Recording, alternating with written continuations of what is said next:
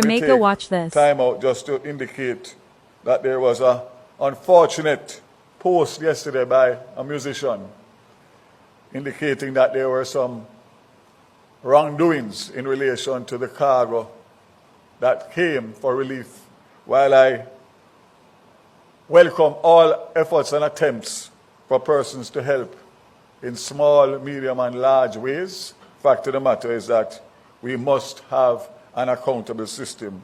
And I want to publicly state today, without fear of contradiction, that I did an overnight investigation, including cameras and including the custom broker who handled the shipment.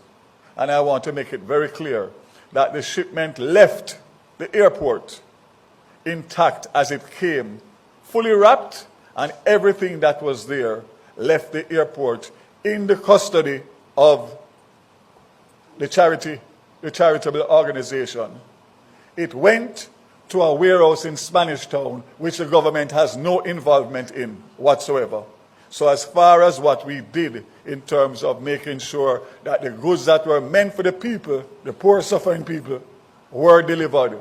And I want to thank all of the airport staff that continue to work so tirelessly under the worst strain and pressure to make sure that we manage all of these cargo flights in a smooth and efficient manner. I am the first one to say that it's not perfect because we are now overburdened with more flights than we normally expect. However, we are doing our best, and I'm going to ask for everybody to please just do what you are doing and do so in the best interest of the people of Jamaica, and do not cause mischief or nuisance, because I will be there to defend the government as long as it is on the seaside or the port side.